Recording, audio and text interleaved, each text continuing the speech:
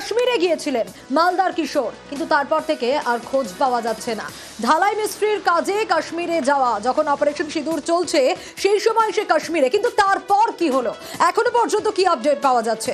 সেবক রয়েছে আমার সঙ্গে, আরো ডিটেইলস জানাতে পারবে। সেবক, কাশ্মীরে গিয়েছিলেন মালদার এই কিশোর কাজে, কিন্তু তারপর অপারেশন সিঁদুরের সময় তো সে ছিল, এখনো পর্যন্ত কি আপডেট? পরিবার কি বলছে?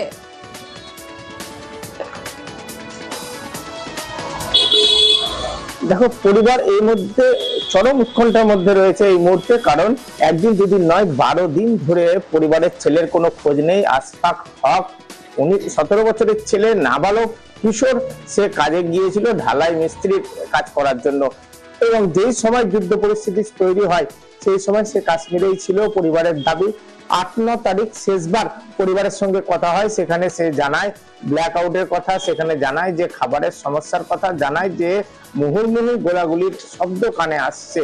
এই পরিস্থিতিতে বাড়িতে ফিরে আসতে ইচ্ছে বা বাড়িতে ফিরে আসবে এমনটাও আশফাক নাকি পরিবারকে জানিয়েছিল, কিন্তু এরপর থেকেই তার মোবাইল সুইচ অফ, এখনো পর্যন্ত তার কোনো খোঁজ পাওয়া যায়নি। প্রথম 2-3 দিন অপেক্ষা করেন পরিবারের লোকজন, ভাবেন কোনো সমস্যায় রয়েছে বা মোবাইল চার্জ বা নেটওয়ার্ক জনিত সমস্যা হতে পারে, কিন্তু এখনো পর্যন্ত যখন প্রায় স্বাভাবিক হয়ে আসছে পরিস্থিতি, এখনো পরিবারের ছেলের কোনো খোঁজ নেই।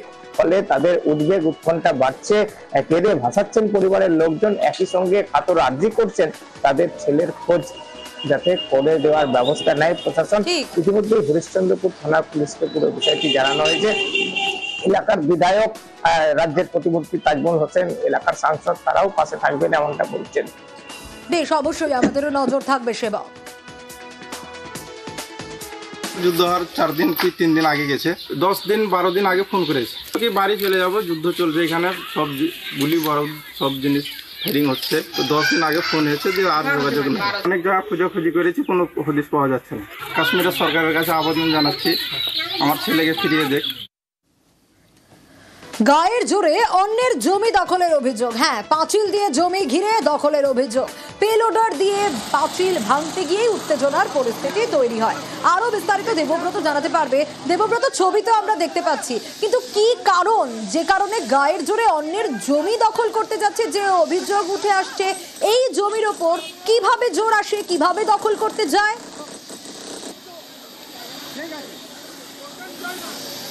একেবারে এই ঘটনার সূত্রপাত কয়েক দশক আগে। দুই বন্ধু, বিষ্ণুপুর পৌরসভার পুলিশ চৌকি সংলগ্ন দুই বন্ধু, তারা তাদের স্ত্রীর নামে 6 কাঠা জায়গা কিনেছিল। 3 কাঠা করে দুজনায় ভাগ করে। এক বন্ধু অর্থাৎ কিশলয় বিকাশ দে এবং বিকাশ চন্দ্র বাবু, তিনি ওই জায়গা কেনেন এবং বিকাশ বাবু সেখানে ঘর করলেও কিশোরয় বাবু সেখানে ঘর করেনি, অর্থাৎ ফাঁকায় ছিল। সেই সুযোগ নিয়ে সেই জায়গা ঘিরে দেয়। পরবর্তী সময়ে কিশোরয় বাবুর 2020 সালে মৃত্যু হলে তার স্ত্রী, তিনি তার জায়গা দখল করতে যায়। তারপরেই বাদে গন্ডগোল। একজনা কোর্টের দ্বারস্থ হয়, অন্যজনা অর্থাৎ কিশোরয় বাবুর স্ত্রী, তিনি পৌরসভার দ্বারস্থ হন। তিনি পৌরসভাকে জানান অসহায় পরিবার তাদের যেন এই জায়গাটি ফিরিয়ে দেয় বিকাশ বাবু। এরপরেই পৌরসভা বিষয়টি তদন্ত করে দেখে যে সর্বাণী, যার নাম রয়েছে কিশলয় বাবুর স্ত্রী, তার নামেই এই জায়গা রয়েছে। অর্থাৎ পৌরসভা মাপজোক করে যখন দেখে তার জায়গা, সেই জায়গা আজ যখন আত্মবার দিয়ে ফিরিয়ে দিতে যায়, আত্মবার দিয়ে সেই পাঁচিল ভাঙতে যায়, তখনই একেবারেই বিকাশ বাবু তিনি আত্মবারের সামনে চলে আসেন। তার দাবি যে তার উপর দিয়ে চালাতে হবে, তিনি ভাঙতে দেবেন না, কোর্টে স্টে অর্ডার রয়েছে।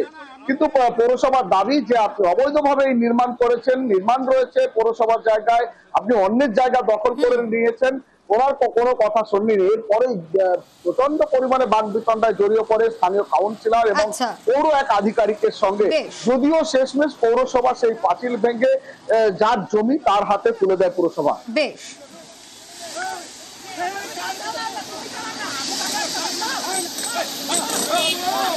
2003 থেকে আমার জায়গাটা এইটা পয়সা আছি এবং সেটাতে 144 পিএস কেস, ফৌজদারি কেস, প্লাস একটা পুলিশ প্রোটেকশন, ইভেন কি মিউনিসিপালিটির ইনজাংশন অর্ডার দেওয়া সত্ত্বেও জোর করে আজকে ওয়ার্ড কমিশনার, ইও, চেয়ারম্যান, পুলিশ আমার এই দখলকৃত জায়গা ভেঙে দিতে যাচ্ছে। চেয়ারম্যানের তত্ত্বাবধানে, ওয়ার্ড কমিশনারের তত্ত্বাবধানে, ইও সাহেবের ভূমিকাতে এই আমার জায়গাটা ভাঙছে। এরপরে যদি আমার বাড়ি কোনো ক্ষতি হয়, তার জন্য চেয়ারম্যান এবং ওয়ার্ড কমিশনার দায়ী থাকবে, আর ইও ওকে আমরা নোটিশ করি 184-তে। আমরা দেখতে পাই যে সর্বাণীতে যে রোড সাইড একটা এনক্রোচমেন্ট আছে, সেই এনক্রোচমেন্টটা আমরা তখন বলি যে আপনি রিমুভ করুন, 7 দিনের মধ্যে সরান, কিন্তু পারেননি। আমাদের লিখিত দিলেন যে আমরা পাচ্ছি না, কিন্তু কস্ট অফ রিমুভাল যা লাগবে আমি দিয়ে দেবো। তখন আমরা ওটা দেখে নিয়ে আমরা বলি ঠিক আছে, এটা সম্পূর্ণ সর্বাণীদের জায়গা, দলিল আছে। তো ওই জায়গাটা নেবার বলে এই পাশের ভদ্রলোক পদ্মাবতী দাস কর্মকারের হাজবেন্ড, ও বেআইনিভাবে দখল করার চেষ্টা করছে।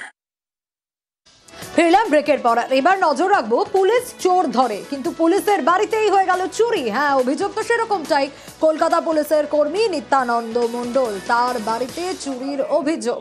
কিভাবে হলো এই চুরি? দক্ষিণ দিনাজপুরের বুনিয়াদপুরের ঘটনা। আরো বিস্তারিত জানাতে পারবে সুজন, রয়েছে আমার সঙ্গে। সুজন, কিভাবে চুরি হলো? চোরকে ধরা সম্ভব হলো?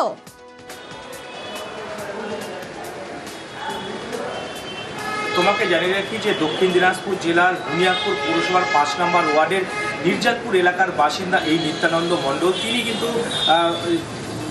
কলকাতায় পুলিশে কর্মরত রয়েছে এবং যেটা অভিযোগ উঠছে যে তার বাড়িতে তার স্ত্রী এবং কন্যা সন্তান থাকতো এবং গতকাল তার স্ত্রী এবং কন্যা সন্তান এক আত্মীয়র বাড়িতে বেড়াতে গিয়েছিলেন এবং যেটা অভিযোগ উঠছে যে সেই সময় এই কলকাতা পুলিশে কর্মরত নিত্যানন্দ মণ্ডলের বাড়ির সদর দরজা ভেঙে দুষ্কৃতীরা ভিতরে ঢোকে এবং সোনা দানা টাকা পয়সা তার সহ মূল্যবান সামগ্রী তারা চুরি করে চম্পট দেয়। যে বিষয়টি আজ সকালে এলাকাবাসীদের নজরে আসতে তারা কিন্তু এই যে কলকাতা পুলিশে কর্মরত নিত্যানন্দ মণ্ডল তার পরিবারের লোকজনকে জানায়। তার পরিবারের লোকজনেরা কিন্তু সঙ্গে সঙ্গে বাড়িতে ছুটে আসে এবং বংশীহারি থানায় কিন্তু তারা লিখিত অভিযোগ দায়ের করেছেন। তবে তুমি যেটা বললে, এখনো পর্যন্ত কিন্তু সেই চোরের ধরা সম্ভব হয়নি। বেশ, এখানে আমার ছেলে বাড়িতে চুরি হয়েছে।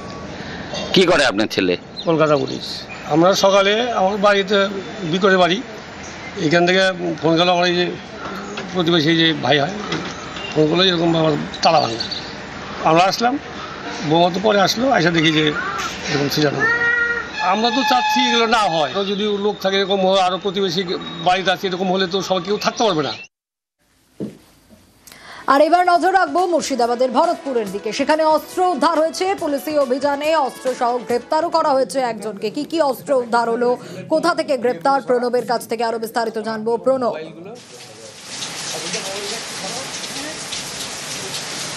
দেখো, ভরতপুরের সোনিয়া গ্রামে একটি বিশেষ সূত্রে খবর পেয়ে পুলিশ অভিযান চালায়। তারপরে সেখানে কালাম শেখের বাড়ি থেকে 2টি উন্নত মানের আগ্নেয়াস্ত্র পাওয়া গেছে এবং বেশ কিছু আগ্নেয়াস্ত্র তৈরি করার সরঞ্জাম পাওয়া গেছে এবং বেশ কিছুটা তোমার বিস্ফোরকও পাওয়া গেছে এবং বোমা এবং বন্দুক তৈরি হতো বলে কিন্তু পুলিশের প্রাথমিক ধারণা এবং গুলিও রয়েছে। এবং এই কালাম শেখকে তাকে প্রাথমিকভাবে কান্দি কোর্টে তোলা হয় এবং 7 দিনের পুলিশ হেফাজতে নেওয়া হয়েছে। কান্দির মহকুমা পুলিশ অফিসার তিনি জানিয়েছেন, তারকে জিজ্ঞাসাবাদ করে সে কোথা থেকে এই আগ্নেয়াস্ত্রগুলো নিয়ে এসেছে এবং কতদিন ধরে সে এই আগ্নেয়াস্ত্র তৈরি করছিল এবং কাকেই বা বিক্রি করতো তা কিন্তু জানা যাবে।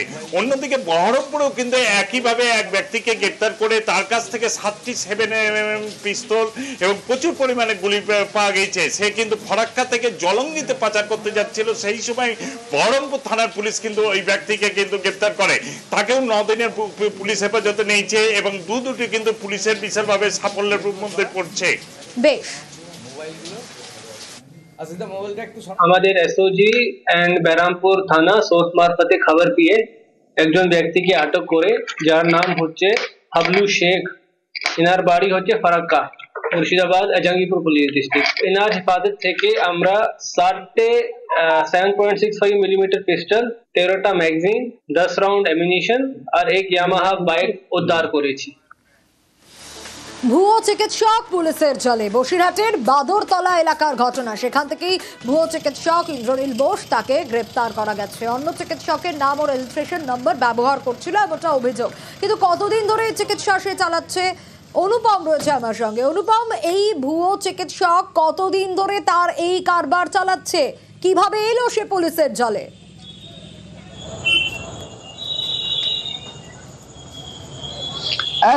দেখো, এই যে বসিরহাটের বদরতলা এলাকায় একটা নাম করা ফার্মেসি, তার মানে ওষুধের যে রিটেলার শপ, সেখানে এই ডাক্তার ভুয়ো ইন্দ্রনীল বোস নামে একজন ডাক্তার MBBS স্পেশালিস্ট, তার রেজিস্ট্রেশন নাম্বার এবং তার নাম, এই দুটো ব্যবহার করেই এইখানে সে দীর্ঘ প্রায় 1 বছর ধরে এখানে চিকিৎসা করছিল। এবং এই যে ইন্দ্রনীল বোস, যার রেজিস্ট্রেশন নাম্বার এবং যার পুরো পরিচয়টা এই ডাক্তার ব্যবহার করছিল, তিনি আমতা থানায় এই ডাক্তারের নামে একটা অভিযোগ দায়ের করে এবং সেই অভিযোগের ভিত্তিতে আমতা থানার পুলিশ তদন্তে নেমে আজকে বসিরহাট বদরতলা এলাকার একটা নামী ফার্মেসির দোকান থেকে তিনি যখন চিকিৎসা করছিল সেই সময় তাকে হাতে নাতে গ্রেপ্তার করে এবং তারপরে বসিরহাট থানার পুলিশে বসিরহাট থানায় এনে বসিরহাট থানা থেকে যে আমতা থানায় নিয়ে গেছে এবং তাকে জিজ্ঞাসাবাদ করা হচ্ছে। এই যে ভুয়ো যে চিকিৎসককে ধরা হয়েছে তিনি কিন্তু ডাক্তারের কাছে, পুলিশের কাছে কিন্তু জানিয়েছে যে তার নামও ইন্দ্রনীল বোস এবং তিনি কতদিন ধরে তার এই কাজ কারবার চলছে? এখানে তো 1 বছর ধরে বসেন, কিন্তু বাকি এর আগে থেকেই কি তিনি এই কাজগুলো করেন?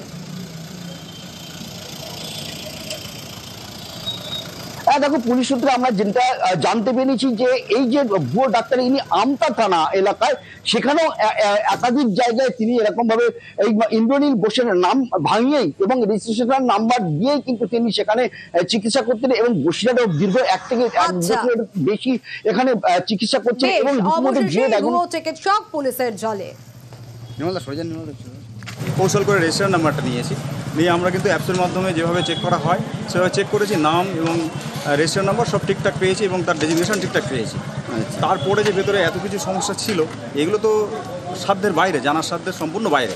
তো আমরা এটাই আশা করি মানে অন্তত প্রশাসনের কাছে যে এই ধরনের ভুয়ো ডাক্তার এইভাবে জালিয়াতি যেভাবে সারা ভারতবর্ষে কোনো না কোনো জায়গায় রয়েছে, তো আমি চাই যে দৃষ্টান্তমূলক শাস্তি হোক এদের। ফার্মেসি তো বদনাম হচ্ছেই, একটা মান সম্মান আমারও যাচ্ছে সাংঘাতিকভাবে।